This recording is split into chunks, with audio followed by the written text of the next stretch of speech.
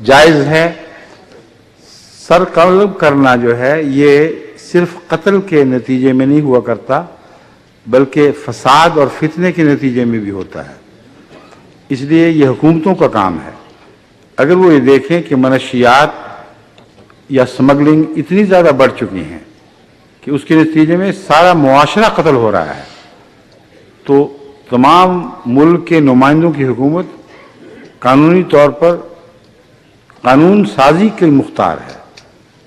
وہ قانون سازی کر سکتی ہے کہ یہ جرائم اتنے خطرناک ہو چکے ہیں کہ ایسے لوگوں کا سر قلم ہونا چاہیے.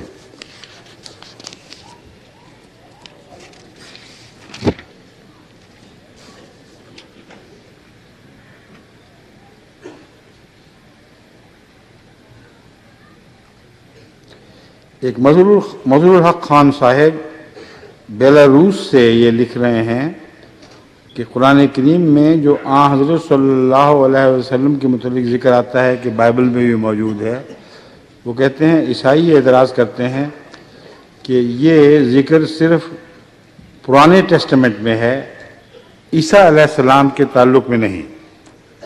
حالانکہ یہ بالکل غلط بات ہے.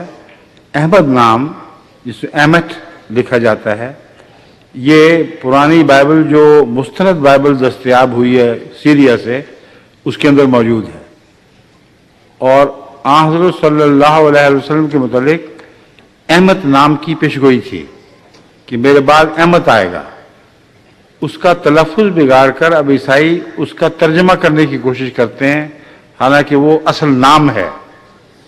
احمد عام لفظ نہیں بلکہ نام ہے. بہرحال اس میں بھی اور دوسری جگہوں میں بھی حضرت عیسیٰ علیہ السلام کی طرف سے قطعی طور پر رسول اللہ علیہ وسلم کی پیشگوئی موجود ہے.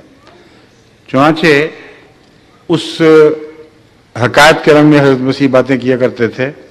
اس حکایت میں جس کو انگور کے پاکستان کی حکایت کہتے ہیں، پاکستان کی حکایت میں حضرت عیسیٰ علیہ السلام یہ پیشگوئی فرما رہے ہیں کہ ایک باغ تھا جو مالک نے نوکروں کے سپرد کیا.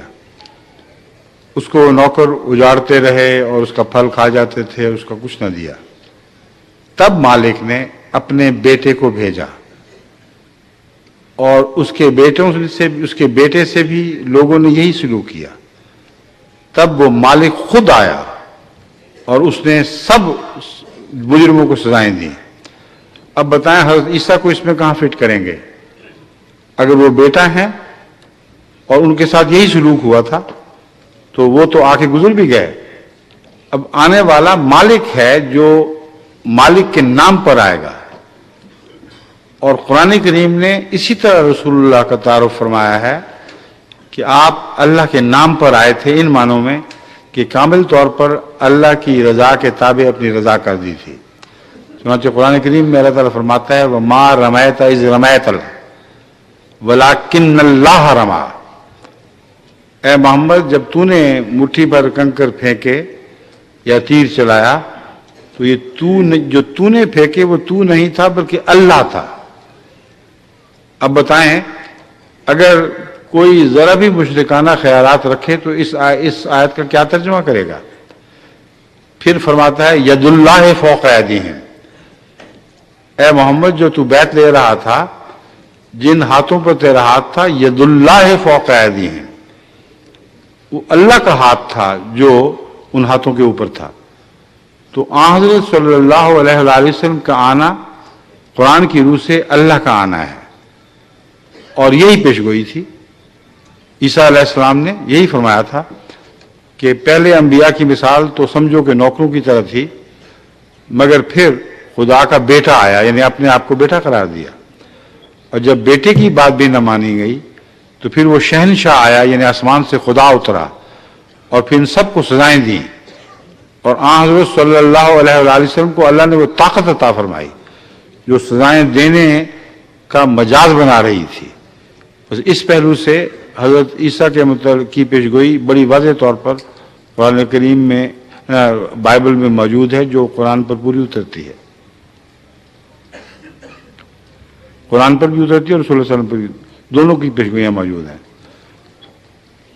اگلا سوال ختم ہیں. اور میں نے کہا یہ فیکس آپ نے بند کرنی ہے کہ نہیں؟ کیونکہ یہ تو چلتا رہے گا صرف. ہاں اور فیکس ہی خراب کر دیں.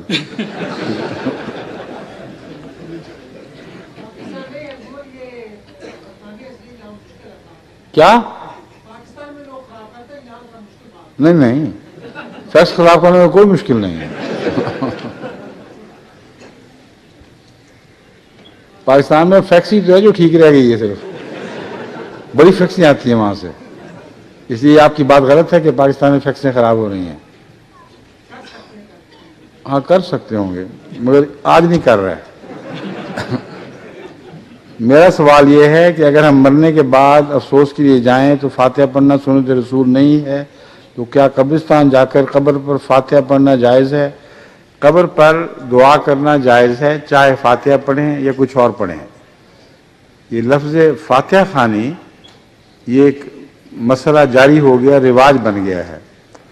مگر ضروری نہیں کہ فاتحہ ہی پڑھی جائے، مگر اگر فاتحہ دعا کی خاطر پڑھی جائے تو سب سے اچھی دعا یہ ہے دعا پڑھیں، یعنی فاتحہ کو دعا کا رنگ دے کر پڑھیں تو یہ ٹھیک ہے.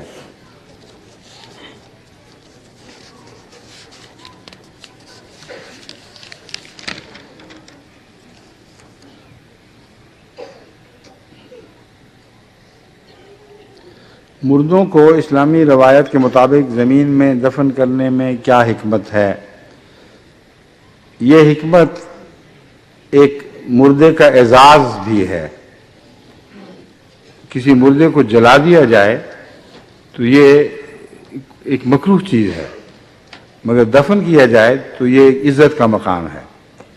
اسی لیے قرآن کریم صرف مردے کے تدفین کا اپنے طور پر حکم نہیں دیتا، بلکہ آدم کے زمانے سے اس رسم کو جاری بتاتا ہے.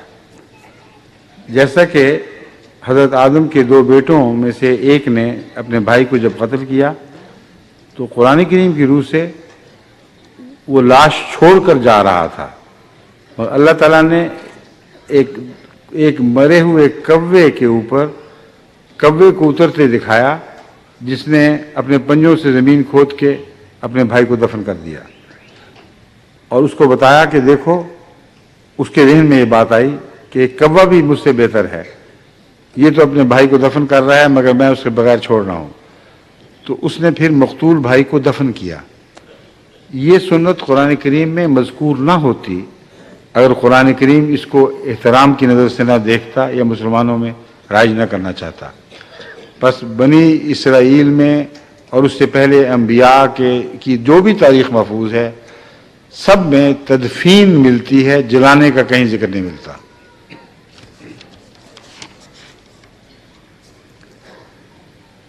کلوننگ اسلامی تعلیم کی روح سے جائز ہے؟ یہ ڈاکٹر نصر اللہ خان صاحب پاکستان حیدرآباد سے پوچھ رہے ہیں.